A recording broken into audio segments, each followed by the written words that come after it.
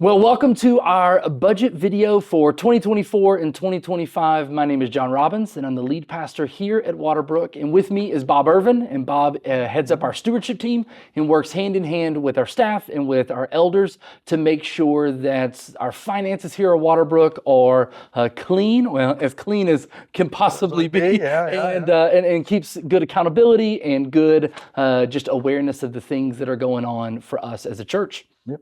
All right, so here's what we're going to do. We're going to look at 2024 and talk about kind of where we ended the year and some things that happened, and then we're going to look towards to 2025. Now, if you were at church on Sunday the 29th, December 29th, then I told you that we were about between $19,000 and $20,000 needed to get into just finish the year in the black for us as a church and to finish out what we had planned on spending in budget in 2024.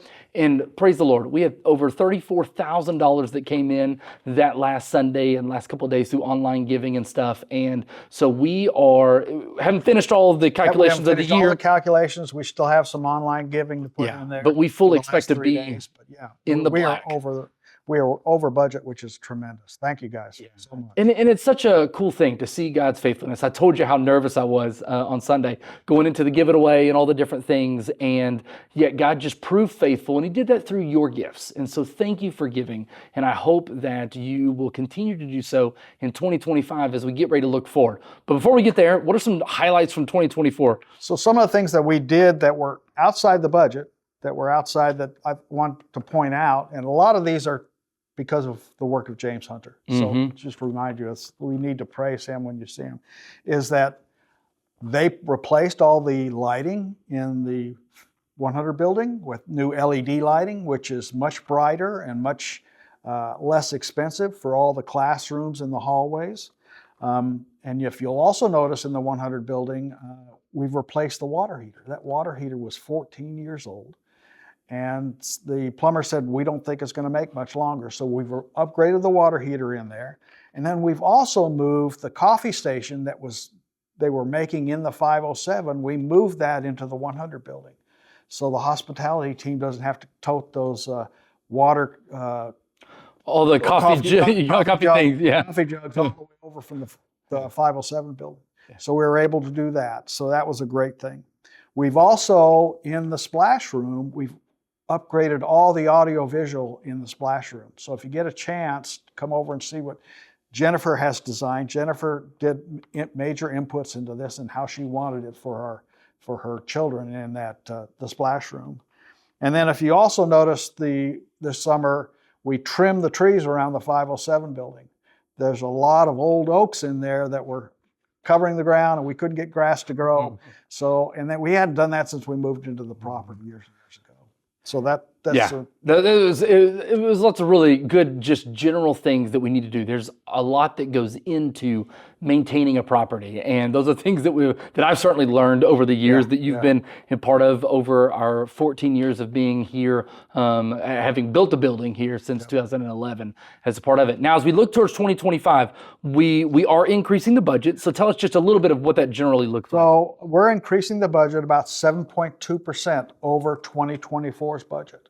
Now that sounds like it's a lot, but if many of you remembered, we reduced the 2024 budget from the 2023 budget because we were concerned about our giving and that type of thing. Well, that ends up, the new increase for 25 is only 0.5% higher than it was in 23. So we feel really confident in this new budget that we'll let these folks run with. Yeah, and we want to highlight 3 areas of our new budget that we think will be of particular interest. You can always ask questions about specific line items and things of that nature, but 3 key areas are, first off, is staff. Part of the question we've gotten is, we've had a lot of transition in 2024. Where are we going in 2025? And so we're hiring 3 new staff members. Bob's already mentioned Jennifer Crosley, who's our new pastor of children's ministry, full-time, started January 1st. I am so excited and thankful that she is finally here full-time after serving part-time for us for the better part of 2024.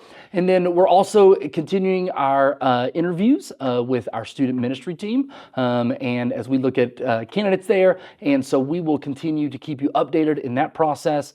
And then the third hire we're making is that we are hiring what we're calling a front desk and next gen admin. And so really this person is going to be taking a lot of the things off Tracy Hansen's kind of plates so that Tracy can do more of the facilities and maintenance and help me from that standpoint. And so then also support our kids ministry, our student ministry, and our young adult ministry. And the person for that, which will be Emma Verduen. You might know her by Emma Leiniger, that she was a former student of ours. She was a summer intern for us years ago in the student ministry, and Emma is amazing. And so she starts on January 13th, of which as a staff, we are very excited to get some more hands in. And one of the questions I get is, well, where's this money coming from for staff? Well, part of it is that we've been top heavy as a staff for the last couple of years, that we had a lead pastor and 2 executive pastors. And so as we've reshuffled, part of the goal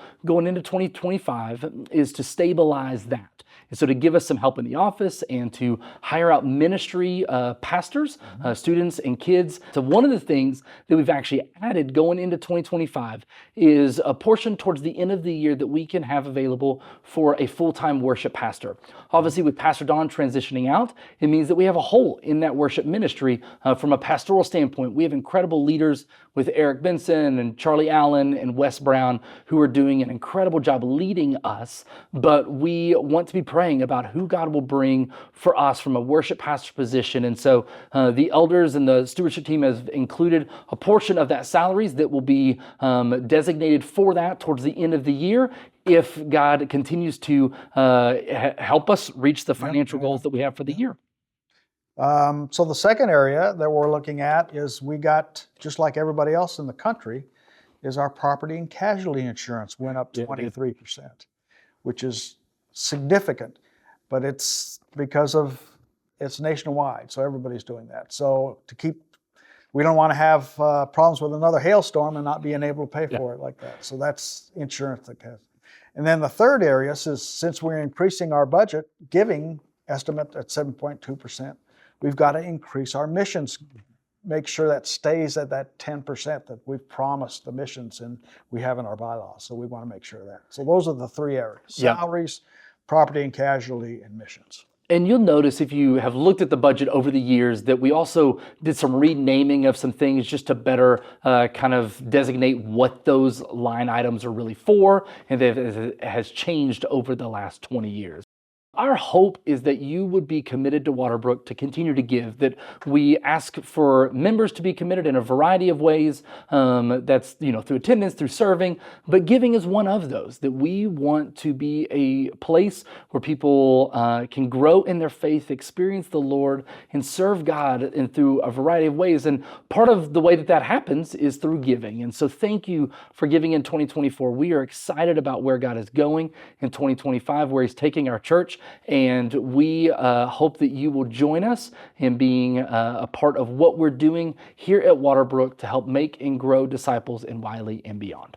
Well, if you have any questions, feel free to let us know. You can email myself, you can email Bob, you can email any of the elders. Come find us on a Sunday and ask us questions. We'll be voting on the budget on Sunday, January 12th, in between our 2 services at our annual meeting. And that'll happen at 10:30. And on that Sunday, we won't take questions, so make sure that you get all your questions in whenever you can. But you can download a link to the PDF version of the budget in the description below.